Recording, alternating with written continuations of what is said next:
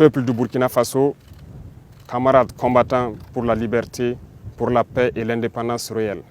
C'est un plaisir pour moi et un honneur de m'adresser à vous en ce jour mémorable, marquant donc le 63e anniversaire de la proclamation de l'indépendance de notre chère patrie, le Burkina Faso. Mais avant tout propos, permettez-moi de rendre grâce à Dieu Tout-Puissant qui nous a permis aujourd'hui de pouvoir nous tenir ici et nous adresser à la nation entière. Permettez-moi également de rendre donc un hommage à tous ces combattants qui bravent vents et marées et qui nous permettent de survivre. Permettez-moi de rendre un hommage à tous ceux qui ont perdu la vie dans ce combat. Tous ceux qui sont aujourd'hui sur les lits d'hôpitaux et qui cherchent à recouvrer la santé, nous prions Dieu qu'il leur accorde meilleure santé. Et que ceux, les êtres chers que nous avons perdus, nous prions Dieu également que la terre libre du Burkina Faso leur soit légère. Camarades, permettez-moi une fois de plus de rendre hommage à tous ces fils et filles du Burkina Faso restés à l'arrière, qui ne ménagent aucun effort pour permettre à ceux qui sont au front de pouvoir se battre. Tous ceux qui contribuent à l'effort de guerre, tous ceux qui sont engagés, qui prient jour et nuit pour que la paix puisse revenir au Burkina Faso.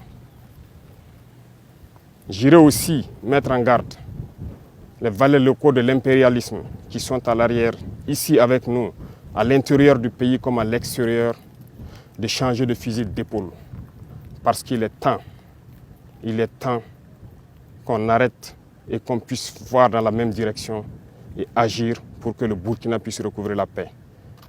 Nous n'allons plus dérouler le tapis rouge à ces valets locaux parce qu'il y a un temps à toute chose. Il y a de cela plusieurs années, le Burkina Faso connaît sa page la plus sombre de l'histoire. De quoi s'agit-il? Ce terrorisme qui nous est imposé, qui nous endeuille et qui nous empêche de vivre n'est qu'une manifestation violente de l'impérialisme. Ces impérialistes, en plus de piller nos États, en plus de nous spolier, à travers les valets locaux qu'ils ont mis à la tête de nos États, États d'ailleurs qu'ils considèrent comme étant leur sous-préfecture, aujourd'hui a atteint son paroxysme en nous envoyant une horde de criminels qui tuent hommes, femmes et enfants. Nous supposons que c'est l'apogée de l'impérialisme et du néocolonialisme. Le vaillant peuple de Burkina Faso va les accompagner dans le déclin. Il y a un an de cela, nous nous sommes offusqués et nous nous sommes révoltés contre la manière de mener cette guerre. Le peuple nous a confié une mission. Nous ne doutons aucunement de notre peuple, de sa vaillance, de sa résilience. Ce peuple qui n'abdique jamais, qui n'abandonne pas, qui fait face à l'adversité. Nous avons décidé, en toute âme et conscience, de prendre la destinée de cette patrie et de mener la guerre. Parce que la guerre pourrait durer si jamais on ne la menait pas. En témoignent ces cellules dormantes qui se sont subitement réveillées lorsque nous avons décidé d'enclencher le combat. Ces derniers jours, vous avez pu remarquer l'intensité de la bataille qui nous réconforte dans notre thèse qu'il y avait plusieurs cellules dormantes qui devraient entretenir cette guerre pendant des décennies et des décennies. En engageant cette bataille, nous avons fait appel aux fils et aux filles de la nation. Nous ne doutions point. Les gens ont répondu présent. Plus que ce que nous estimons, et aujourd'hui encore plus, les gens sont déterminés à s'engager pour la bataille. Nous remercions ce vaillant peuple d'avoir compris ce message. En plus de cela, nous avons souhaité à ce que le peuple finance sa propre guerre. Ce qui a été compris. Aujourd'hui, les gens soutiennent, appuient les forces combattantes comme ils peuvent. Beaucoup de choses sont faites, mais nous allons encore demander encore plus de sacrifices. Merci à ce peuple qui a compris que la seule manière d'y arriver, c'est de faire sa propre guerre une bonne fois pour toutes. En venant donc à la tête de l'État, nous avons trouvé une armée en sous-effectif, mal équipée, mal organisée, peut-être mal entraînée. Il s'agit pour nous, dans un premier temps, de faire appel rapidement aux VDP qui ont répondu et aussi de les équiper, ce qui ne fut pas une tâche facile. Dieu merci, nous y sommes arrivés à équiper tous ceux que nous avons pu recruter. Au sein de l'armée, déjà pour l'année 2023, l'armée de terre a recruté plus de 11 000 hommes. 5 000 autres sont en phase d'être recrutés dans les jours à venir. S'agissant de la réorganisation, très vite nous avons compris qu'il nous fallait des unités organiques. Ce qui a conduit donc à créer, dans un premier temps, 6 bataillons d'intervention rapide. Et ensuite, 6 autres bataillons d'intervention rapide ont rejoint les différents groupements de forces. Aujourd'hui, 7 bataillons d'intervention rapide sont prêts. Certains ont commencé leur déploiement et d'autres vont se poursuivre dans les 2-3 semaines à venir. 5 autres bataillons sont en constitution et en formation pour renforcer les rangs de ce bataillon d'intervention rapide. 2 bataillons d'intervention aéroportée ont été créés. Un est déployé dans la zone de Boromo, l'autre sera déployé dans les jours à venir dans la zone de Koudougou.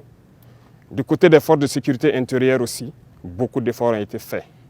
En ce sens que, pour le cas de la police par exemple, nous avons réorganisé les forces pour les constituer en groupements d'unités d'intervention qui sont aux côtés donc des forces armées pour mener le combat.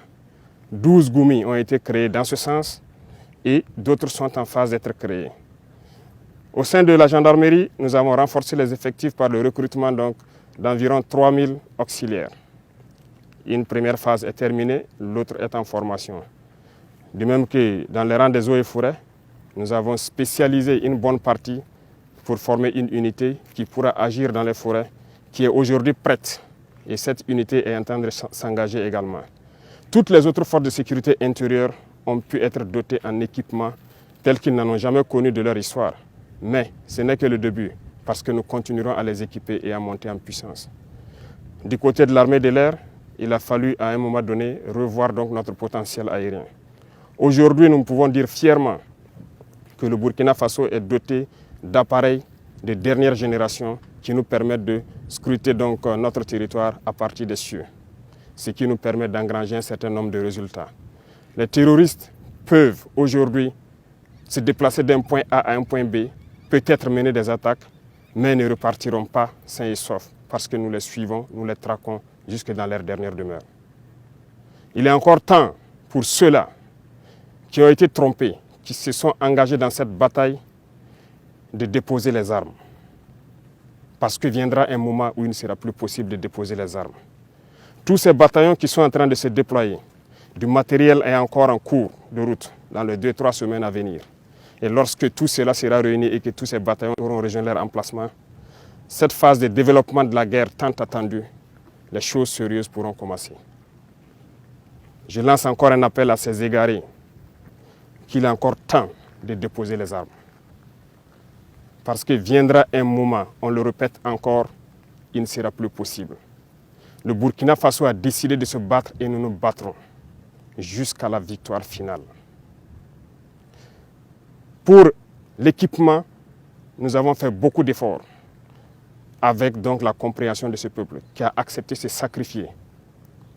Aujourd'hui, les unités sont équipées et ça continue de s'accroître parce que nous voulons d'une armée professionnelle, une armée qui va défendre le Burkina Faso à l'intérieur de ses frontières, même au-delà, mais pour l'intérêt du peuple burkinabé.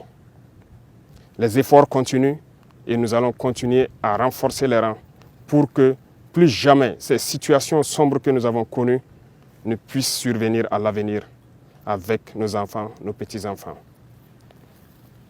Pour accompagner tout cela, il a fallu aussi, du côté de la santé, augmenter donc les capacités de nos plateaux techniques des différents hôpitaux et de certains CMA qui appuient les forces de défense et de sécurité lorsqu'il y a des évacuations de blessés. Ça nous a permis d'acquérir un certain nombre d'appareillages et aussi l'ambition pour nous, c'est de construire des hôpitaux modernes pour permettre à nos infirmiers, à nos médecins d'exprimer tout leur potentiel. Ce processus est en cours, ce qui nous a permis de pouvoir contracter donc l'hôpital de Gawa. Et c'est ce modèle d'hôpital que nous voulons dans chaque région et qu'on puisse permettre à nos vaillants soignants d'exprimer tout leur potentiel, tout leur savoir. Aussi dans ce volet de santé, cette épidémie de la dengue. Épidémie de la dengue qui a fait beaucoup de victimes dans nos rangs. Beaucoup ont perdu des êtres chers. Toutes nos condoléances aux familles qui ont été touchées par cette épidémie. Mais cela nous rappelle quelque chose. Nous devons revoir notre plan de salubrité et d'assainissement. Ce qui a été lancé il y a quelques jours de cela, l'initiative présidentielle pour le développement communautaire, prendra en compte ce volet. Et j'invite donc toutes les populations à se mobiliser pour que nous puissions assainir notre milieu.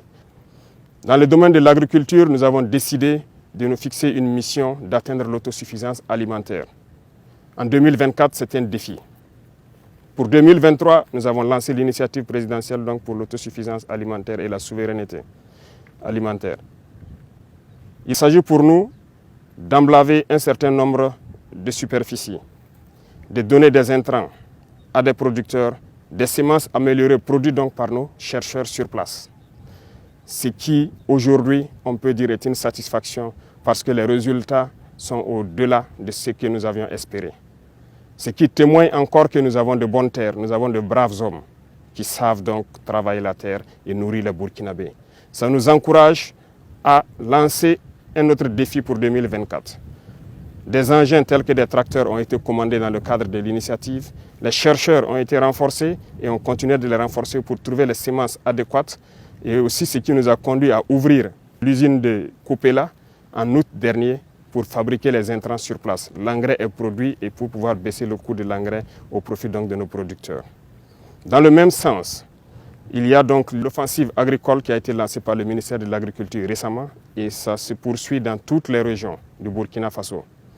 J'invite donc les populations des différents villages à s'impliquer, à aménager tout ce qui est bas-fond, toutes les terres cultivables. Et nous mettrons tout en œuvre pour les accompagner pour qu'on puisse produire au maximum dans cette saison qui arrive. La contre-saison est également lancée dans les points où il y a des eaux de surface. Et l'accompagnement est fait à travers donc, des semences améliorées produites par nos chercheurs d'un certain nombre de spéculations qui ont déjà été dotées à certains producteurs. On ne pourra pas parler d'agriculture sans parler donc du développement de l'agroalimentaire. Nous sommes en train d'encourager actuellement donc, tous nos importateurs et tous nos opérateurs économiques à se lancer dans la production, dans la transformation. Beaucoup d'usines verront le jour pour qu'un certain nombre de produits alimentaires soient produits au Burkina, transformés au Burkina et consommés au Burkina Faso. Et pourquoi pas exporter. C'est un défi que nous nous sommes lancés et nous comptons sur cette brave population pour nous accompagner à pouvoir réaliser ces défis. C'est en ce sens que nous pourrons donner beaucoup d'emplois donc, à des jeunes qui sont formés, qui malheureusement n'arrivent pas à exprimer leur talent parce qu'il n'y a pas d'espace qui leur est offert. Dans le même sens, le ministère de la Jeunesse a été instruit de mettre un accent sur la formation professionnelle. Cette mutation est en cours en fédérant donc toutes les écoles et tous les centres de formation professionnelle pour que nous ayons une meilleure vue de la formation donnée et de ce dont nous avons besoin pour le développement de notre chère patrie. Camarades, parlant donc du développement du commerce, et comme vous l'avez suivi la dernière fois, il s'est agi pour nous de faire donc une analyse de notre situation économique. Et à l'issue de cette analyse, nous nous sommes rendus compte qu'il fallait prendre un certain nombre de mesures.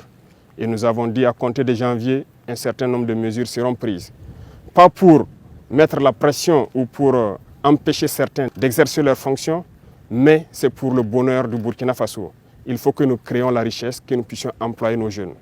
C'est dans ce sens que nous allons développer le commerce interne. Nos commerçants qui quittent les villes vers les campagnes, nous allons encourager à ce que ces produits qui partent vers nos campagnes soient produits au Burkina Faso.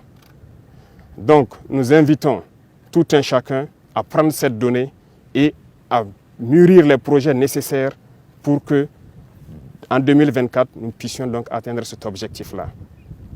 Sur le volet donc de la coopération, un bon nombre de partenaires ont refusé de nous accompagner, de nous aider à acquérir le minimum d'équipements. Jusqu'au jour d'aujourd'hui, certains équipements dont nous avons payé des avances auprès de certains pays qui sont favorables à nous les livrer, les licences ont été bloquées par d'autres États impérialistes qui n'ont aucun intérêt à ce que nous puissions évoluer dans notre guerre. Par contre, plusieurs autres États ont accepté d'ouvrir leurs portes. C'est le lieu pour moi donc de les saluer et de les remercier pour leur engagement aux côtés du Burkina Faso dans cette lutte. Ici en Afrique, nous avons jugé nécessaire de nous mettre ensemble, surtout au Sahel, parce que nous ne pourrons rien faire sans union. Ce qui a mené donc à la création de l'Alliance des États du Sahel, une alliance de défense a priori, mais qui évoluera vers une alliance économique et bien plus. L'AES est un espace qui est aujourd'hui victime de terrorisme barbare, violent. Mais aujourd'hui, nous avons compris et les peuples ont compris qu'il faille s'unir. Et nous invitons tous les autres Africains, tous ces peuples brimés, à pouvoir s'unir pour faire face à l'adversité.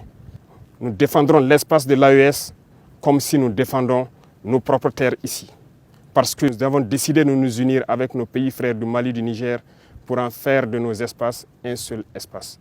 Aller et venir, commercer et défendre, ramener la paix, la prospérité, la sécurité. Parce que nos peuples ont droit au bonheur. L'Eldorado dont nos peuples rêvent, nous pouvons le créer ici. Et nous avons confiance en ce peuple. M'adressant donc aux travailleurs qui ont déjà consenti beaucoup d'efforts pour le Burkina Faso, je vais encore vous demander plus d'efforts en 2024. Il y aura certaines mesures qui seront prises pour encore accentuer sur la contribution à l'effort de guerre. Ça va toucher les travailleurs du public et du privé et aussi les entreprises sur leur intérêt brut. Le taux sera fixé, mais cela doit nous permettre de pouvoir augmenter premièrement la prime de nos vaillants VDP d'au moins 35% et aussi de les assurer une certaine assurance vie, de sorte que lorsqu'ils sont blessés ou lorsqu'ils tombent au champ d'honneur, que la prise en charge soit meilleure que ce que nous connaissons. Donc, il y aura plus de sacrifices qui doivent être consentis à l'endroit donc de ces vaillantes populations qui ont accepté de répondre et qui se battent jour et nuit sur le terrain. C'est le lieu pour moi de les rendre encore hommage pour leur contribution, pour leur accompagnement donc des différentes forces sur le terrain. Merci à vous. Je ne saurais terminer mon propos sans remercier toutes ces forces combattantes qui se battent sur le terrain jour et nuit pour que nous, à l'arrière, nous puissions vaquer à nos occupations. Remercier donc tous ces travailleurs, commerçants, paysans et éleveurs qui se battent aussi et qui contribuent à ce que nous puissions mener cette guerre et libérer nos terres. Vive le Burkina Faso, la patrie ou la mort, nous vaincrons.